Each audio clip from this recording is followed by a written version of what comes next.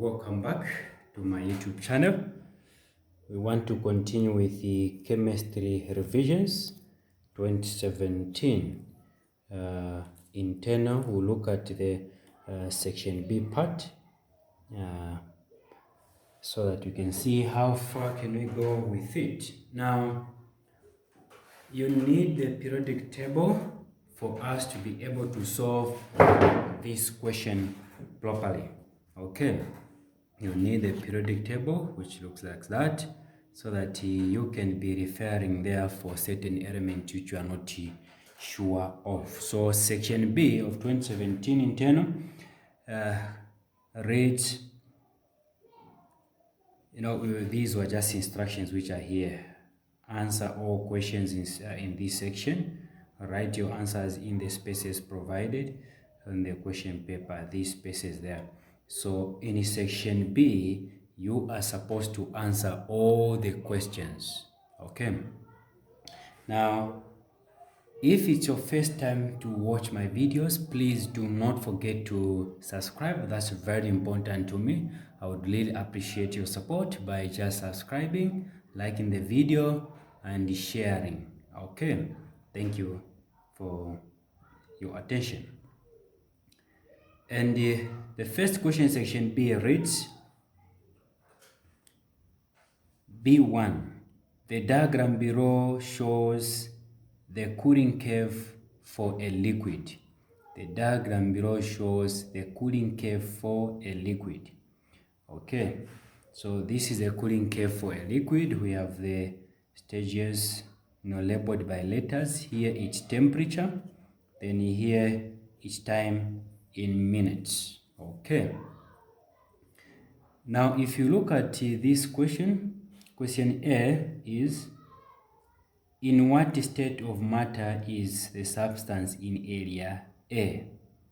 The state of matter in area A is a liquid. Now, there are two types of cooling curves. Okay, I want to explain this so that we all be moving on the same page. There are two types. Okay, do I have the...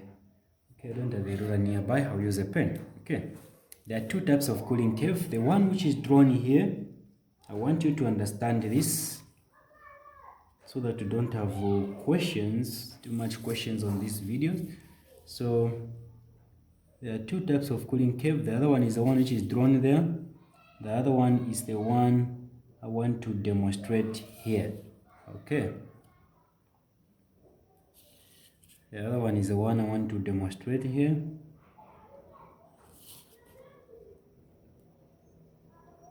Okay, that's good. Can you see the differences there? Here we have about 2 stages. Then here we have 1, 2, 3.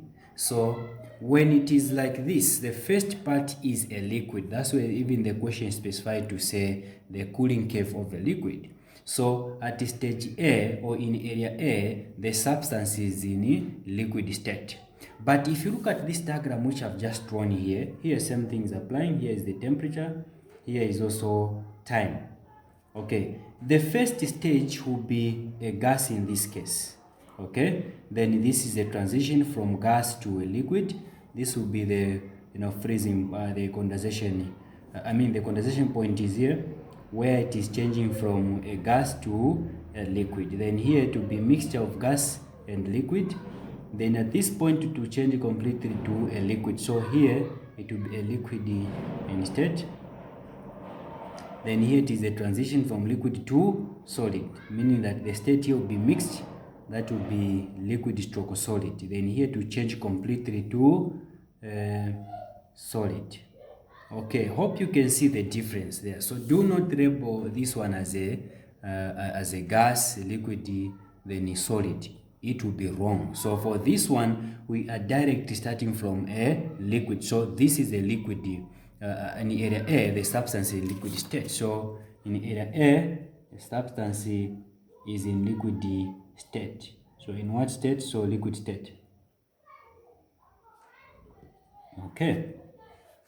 Then name. What name is given to the point labeled B? what name is given to the point name labeled B. So if this is the liquid here, this would be the freezing point or the cooling point. Okay, so this is the freezing point, which is the temperature at which a liquid changes to solid. So that is a freezing point. In what state of matter is the substance between point B and C? So what state of matter? States, meaning that it's more than one state. There's an S here. So in what state of matter is the substance between point B and C? Remember I said between B and C, it is a transition from a liquid to a solid. So here the state will be mixed. It will be liquid stroke solid. So liquid stroke solid. Okay. That is the answer there. Explain the reason why the temperature, the thermometer reading remained constant between points B and C. Why is the thermometer reading remaining constant? Why is it not changing? Why is the temperature the same? For example, maybe if this is 27 degrees, then throughout B and C it is 27 degrees. So the reason is simple. It is because there is a transition, the changing, of states from from liquid to solid. So the reason why it remains constant is because one, it is at the same temperature where the substance is changing from liquid to gas. So the reason is simple. It's because there's a transition in the change of states. There is a transition or changing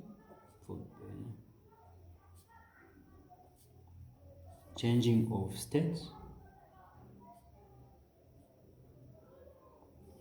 from liquid to solid.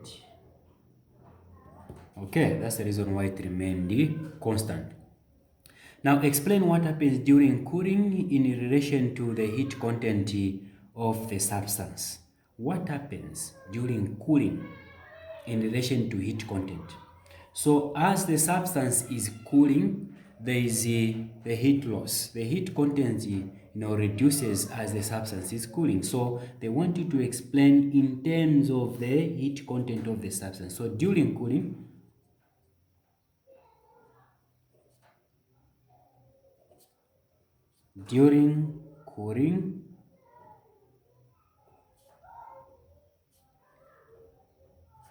the heat content of a substance reduces or decreases. So during during cooling, the heat content of the substance decreases or reduces. Okay, so that is question 1 in section B of 2017. We go now to question 2 of section B. When a calcium metal is reacted with water, there is a rise in temperature. Roman number 1, how would you detect the rise in temperature? Now you need to be very careful here. They are not saying how can you measure the temperature, how can you detect the rise in temperature. Okay. Of course, here there are 2 ways. One, just by touching the surface of the reactor, where the chamber where the reaction is taking place, or maybe it could be the beaker, it could be the test tube. You just feel the surface of the test tube. You can tell that there is a rise in temperature. Another one, of course, by using the thermometer. But the best answer here we'll go for is by touching the surface where the reaction is taking place. So you can detect the rise in temperature by touching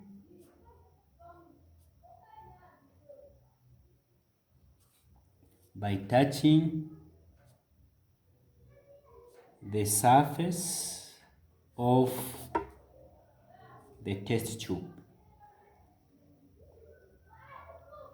by touching the surface of the test tube where the reaction is taking place, you can detect the rise in temperature, because usually, water will not be warm, will not be hot in this case before the reaction starts. Now when the reaction starts immediately, the mixture start warming up, so there will be an increase in temperature. How can you detect that? By just touching the surface of the test tube or whatever you're using to react these two. What type of reaction takes place? So now you need to read the question properly. Now, if for example, you were to write down this reaction, which is, we're talking about calcium Cs plus C. Just confirm that on the periodic table, but it should be Cs, calcium, yes, plus water. We are going to have calcium hydroxide plus hydrogen gas. Okay, this is what I'm going to have. So when they are talking about the type of reaction here, we are specifically referring to the production of heat. Do not say this is a single replacement method, because yes, there is a single replacement method where calcium replaces hydrogen to produce calcium hydroxide. Okay, but in this case, the question is specifying, is talking about temperature.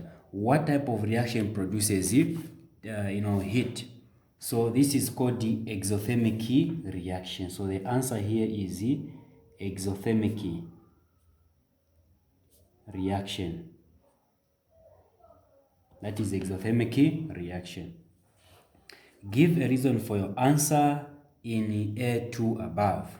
It is because the reaction produces heat, which increases the temperature. Okay, so it is because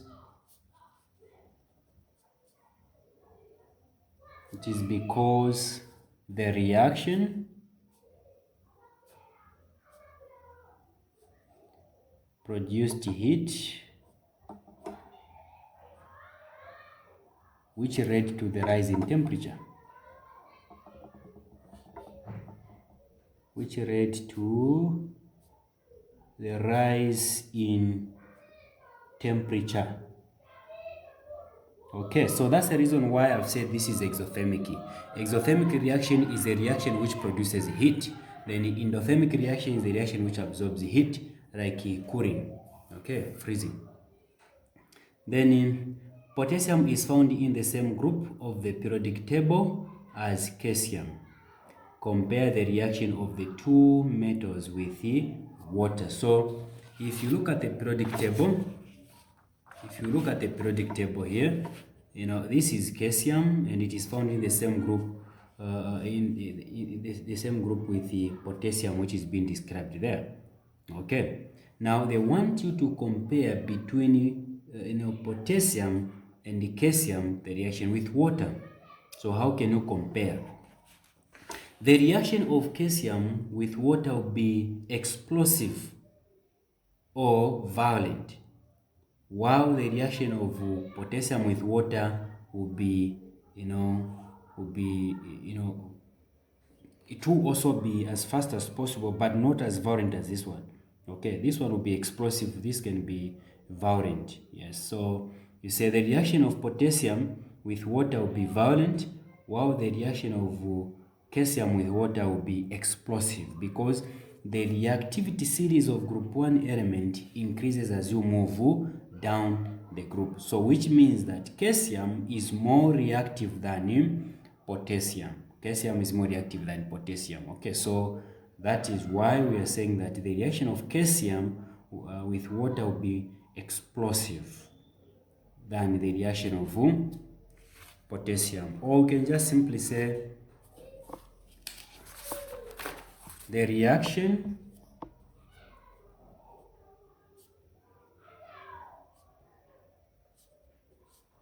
of calcium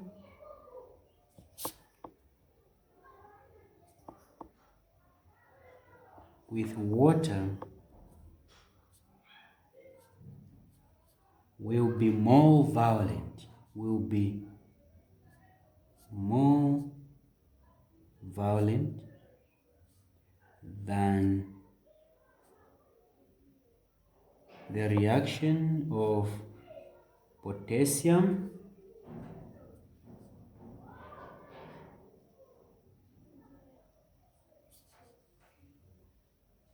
with water. The reaction of calcium will be very violent, okay, very violent. Then the other one will be, a bit steady than that, okay. Give a reason for your answer. It is because the reactivity series of group 1 element increases as you move down the group. Or it is because calcium is more reactive than potassium. Because calcium is more reactive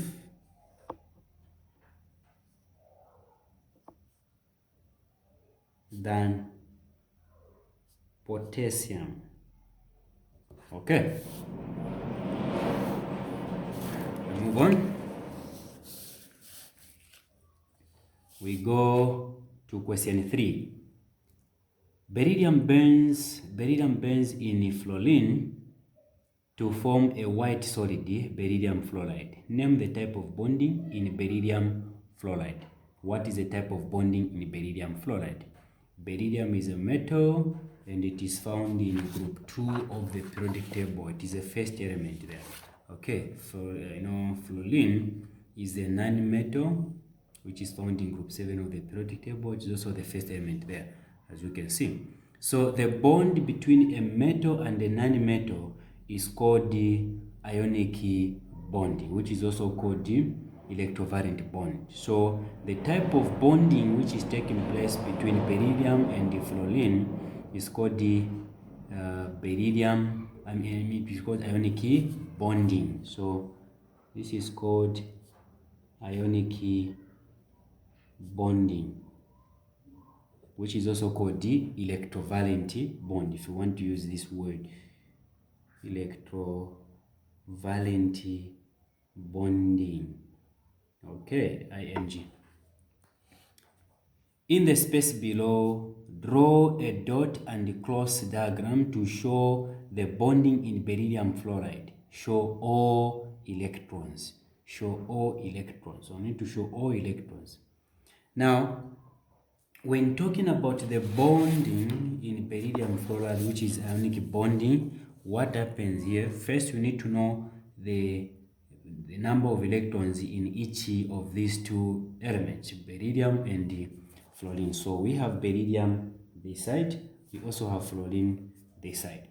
Now, the atomic number for beryllium is 4, mass number is 9, the atomic number for fluorine is 9, and the mass number is 19. So to find the number of electrons, because when drawing these structures we use the number of electrons, that's why I'm saying show all the electrons. We use the number at the bottom here. Though these are not electrons, these are protons, but these are neutral atoms. The number of protons are equal to the number of electrons. So if this beryllium has 4 protons, then it has also 4 electrons. Okay, so for beryllium, a metal, it has 2 in the first shell, that is the electronic configuration. Okay, 2 in the first shell and 2 in the last shell to make it 4. The first shell always must have 2 electrons to be stable. Okay, then for fluorine, we have 2 in the first shell, then 2 minus 9, which is giving us a 7. Now there are rules which you need to follow during bonding. For if an element it has less than 4 electrons in the outermost shell, then it has to lose those electrons to be stable, meaning that this one is losing these 2 electrons. Okay, is losing those 2 electrons. Now if you look at this one, this follows the rules which say that if the element has more than 4 electrons in the outermost shell, then it has to gain extra electrons. So this one will have to lose 1 electron, 2 electrons. This one will have to gain 2 electrons. So you need to know how to write the structure here, because if you don't know how to write the formula, you cannot draw the structure. So beryllium, because it needs to lose 2 electrons, it has a valence number of 2, the same 2 electrons which it needs to lose.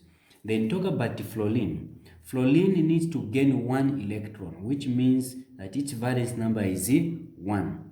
Then we cross multiply these valences. 1 goes there on beryllium and the 2 goes there on the fluorine. So this is beryllium fluoride. Okay, this is beryllium fluoride. So to draw the structure, we have 2 fluorine, which in a simple term, it will look like this. Beryllium in between, another fluorine this side. Okay, so how many shells are in fluorine? Since it is gaining, it used to have 2 shells. This one is presenting the first shell, and that is the second shell. So for fluorine, this side, it will be the first shell, which has the 2 electrons. There's fluorine inside there. And the second shell. Okay, so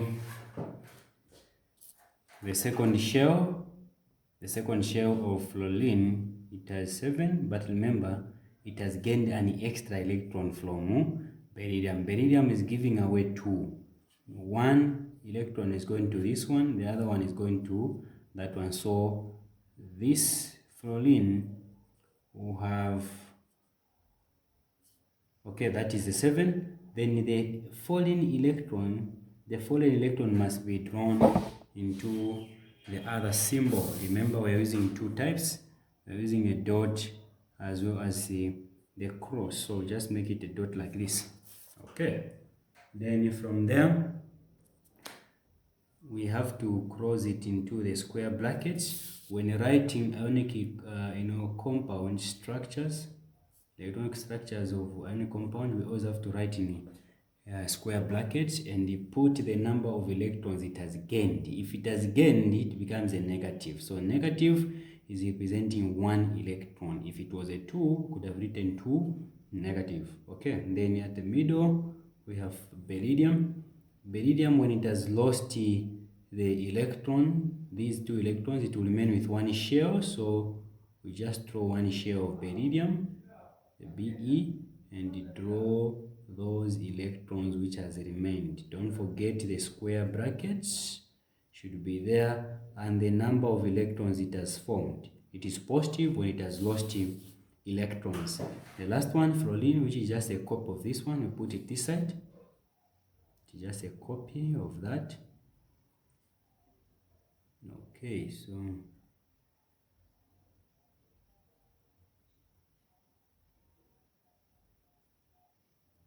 it is just a copy of that, exactly the way it is, the way it's supposed to be here. So this is a structure which they wanted you to draw. I wanted you to draw in here. So this becomes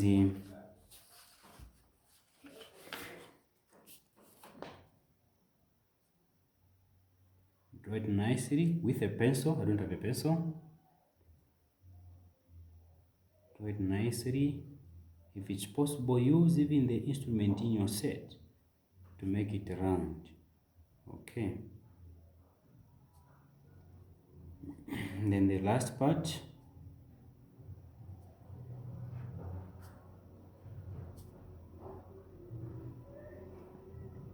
I'm just copying it down. It's the same thing which it should be inside, remember. That's the instruction. Don't forget to supposed to be inside this.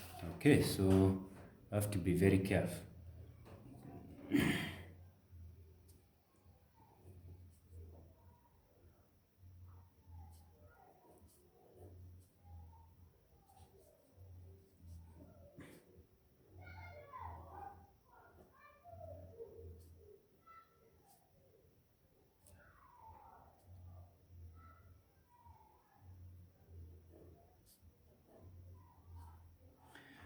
Okay, so this is the structure which they wanted you to draw in this box.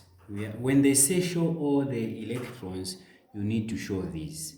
Sometimes they will just say show the outer electrons only. So meaning that these which are written inside we are not supposed to show them. You just have to show the outer electrons. That's all. Okay. Suggest any two physical properties of the of compounds that have similar bonding as beryllium fluoride. Okay, beryllium fluoride we say is an ionic bond compound, so we need to give out the properties, any two physical properties. So ionic compounds, they have high melting point, melting and boiling point, have high melting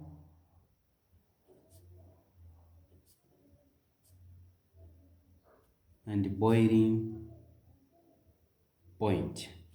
They have high melting and boiling point. Okay, that is one thing you have to know about that. Then apart from that, they conduct electricity in molten state. They are non-volatile. There are quite many, there are quite many. So usually non-volatile, use the word usually. Usually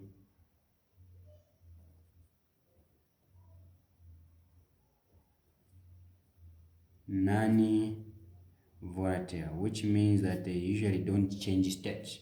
They are usually in solid at room temperature and pressure. Okay, they are usually solid at room temperature and pressure. They have high melting point, they have high boiling point. They have, they conduct electricity in molten state, and many other. You can just wanted two out of those. Okay, so we look at the next question. Question 4. I'll be fast since we have okay, quite many. Okay, I will separate these into two videos. Question 4. Elena wanted to obtain clear water from muddy water.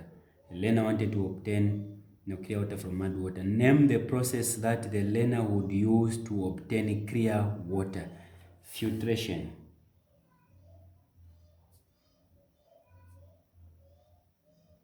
Filtration, okay. Draw a large labeled diagram to show the arrangement of the apparatus the learner would use. Okay, so we need to draw first a beaker.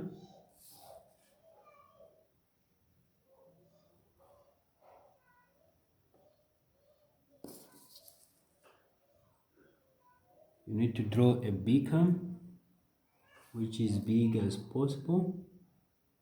The question says draw a large diagram. Okay, that's a beaker. On top, need to draw a funnel.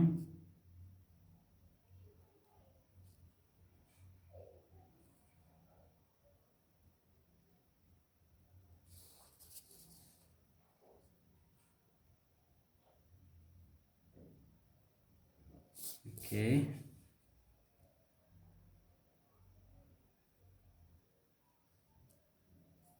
I've left this space for labeling. Okay. Inside the funnel,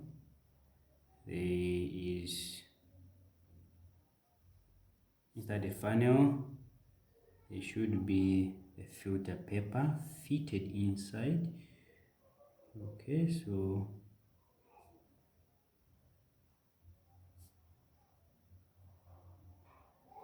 draw a label. Just want to draw the arrangement of the apparatus the learner would use, not how the person or the learner is using. No, then just have to label that now.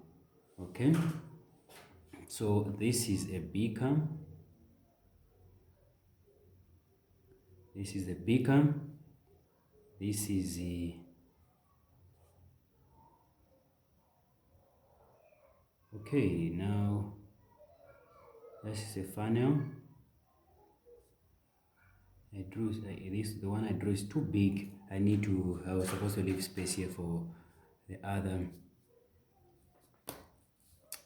beaker here, which showing the learner pouring. Okay, I'll draw just here, but you're not supposed to do that. You're supposed to be reasonable in drawing. Okay, I'm just drawing that for you to have what is needed. Okay, so this is where there is mud water here. Okay, this is where there's mud water. This is also a beaker. This is a beaker. Then inside the funnel, there's a filter paper. There's a filter paper. Okay, then from there, this water is poured into here, we will have the residue remaining here. We have the residue, meaning the solid particles from the mud water. Then the clear water will pass through here into the beaker here, okay, as a filtrate. Okay, so that's the robot structure they wanted you to draw. Okay, now next, hope it is clear. Give an industrial application for the process named in A above. The industrial application is in purification of water. So it is used in purification of drinking water.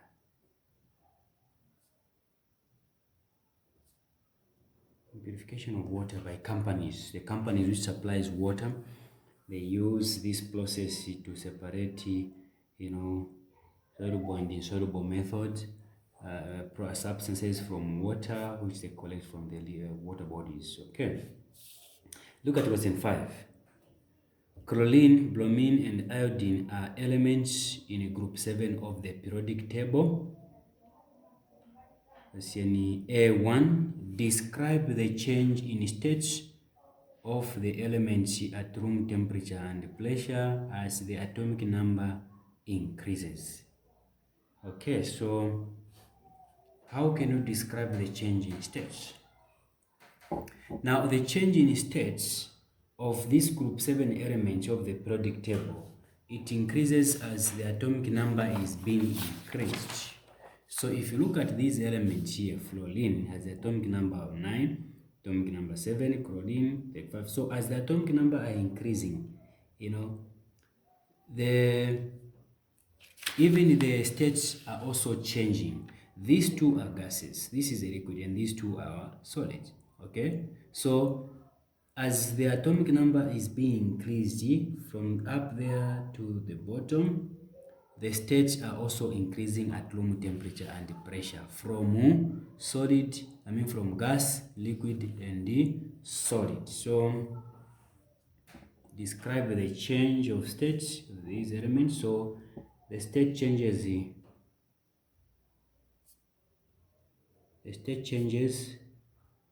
from gas, liquid,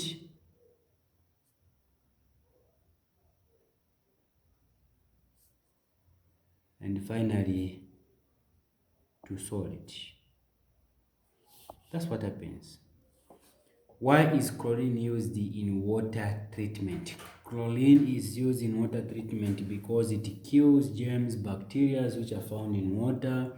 It removes the odor from water. It kills even other organisms like the algae, which may give problems when you take water. So it's because it kills germs and bacteria.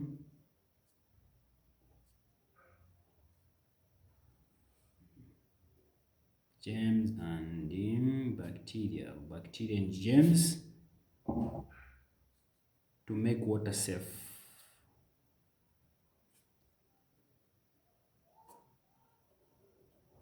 for use. Okay, so the reason is simple, yes, is because it kills bacteria, germs to make water safe for use. Apart from that, it removes the odor, the smell which water may have. It is being removed when you add chlorine. Write an ionic equation for the reaction between chlorine and the aqueous potassium bromide solution. Okay, so aqueous potassium bromide, the reaction between chlorine and the aqueous potassium bromide. So we have chlorine, which is a diatomic, it's a gas, diatomic molecule, plus potassium bromide. Okay, so Potassium bromide, potassium has a symbol K, bromide it is Br. Okay, so the product will be potassium chloride plus bromide as a diatomic molecule. This is just the equation. This is not an ionic equation. So this is in gaseous state. This is aqueous. Okay, this is also aqueous. This is the gas. So when writing ionic equation, you need to break down the substances in aqueous, meaning that we have Cl2 just like that because it's a gas. Then potassium have to be broken down. Positive charge represent the number of electrons it lost. Okay. Then plus bromide. Then the number of electrons it gain, which is in form of a negative, and the potassium as well there, which is also a plus. Chlorine, which gains 1 electron, plus bromide, gas. Okay, this is a gas. These ions which have been broken down are also in aqueous state. Do not forget that. Okay, so that's a gas. So this is the ionic equation for the reaction between potassium bromide and the chlorine. Okay, thank you for watching.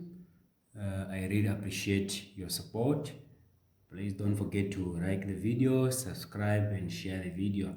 You can leave the comment section for correction, and also for just see maybe the topics which you want me to upload on the video on the YouTube so that you can benefit from it. Thank you so much. Have a great day.